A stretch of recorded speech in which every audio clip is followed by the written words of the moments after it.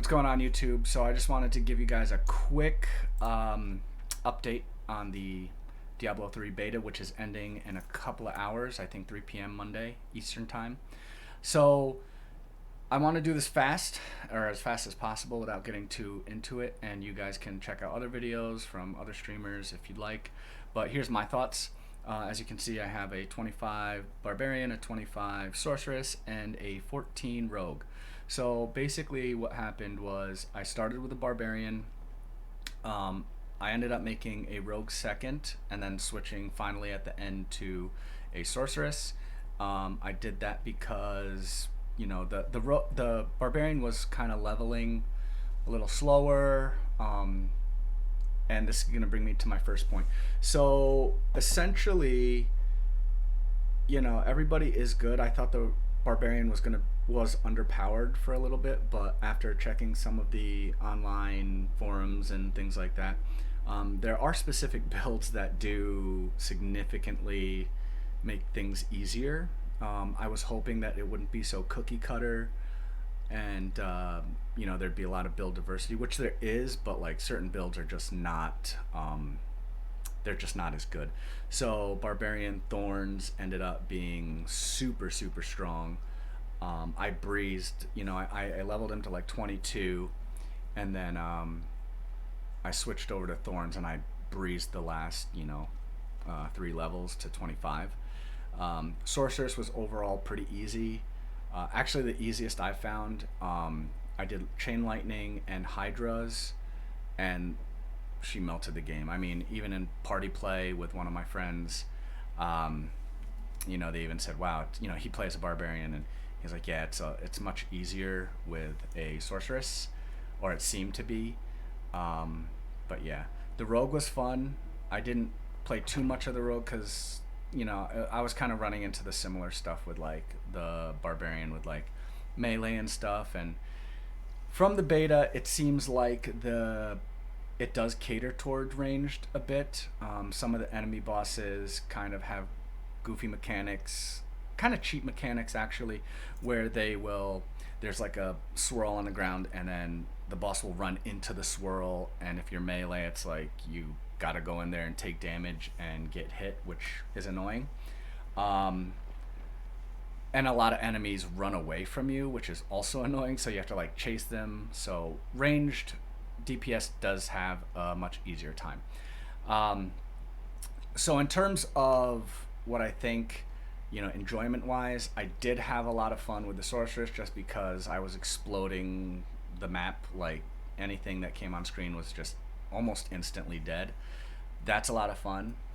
The Barbarian was fun, but it seemed slower until I found the Thorns build, which then it became, a lot more fun too, because it's essentially anybody that hits you, they take damage. You do a bunch of shouts, you put some rends on, bleed effects, the damage over time, and then like things just die. Barbarian ended up being pretty powerful once I figured that out. The Rogue was fun as well, and I didn't get too far into the Rogue, but the Rogue was fun. There was no issues. So just speaking, I think, purely from a direct melee standpoint and then a direct range standpoint, yeah, the cookie cutter builds are probably going to show up. Unfortunately, I did kind of hope for some build diversity, which there is, but like you're just going to be a lot weaker. You're going to have a harder time. You're going to not clear content as easily. But yeah, so I discovered most of the map. I think on the mage, I pretty much discovered the entirety of the map. I didn't get every little discoverable like the altars of Lilith, but I got most of them. I think it's like 18 out of 20 something. The gearing was pretty good. I did like some of the things they did with the gear. Diablo 3 esque, where you could like take one stat off of a piece of gear and put it on a different one. That's kind of what the idea was with legendaries. Is generally speaking, the rare items, the yellow items, are better with stats, because unless you just get a god roll for legendaries. But the legendary affixes, you want to take those and put them on a rare item, and you can make some pretty strong gear. I did like that.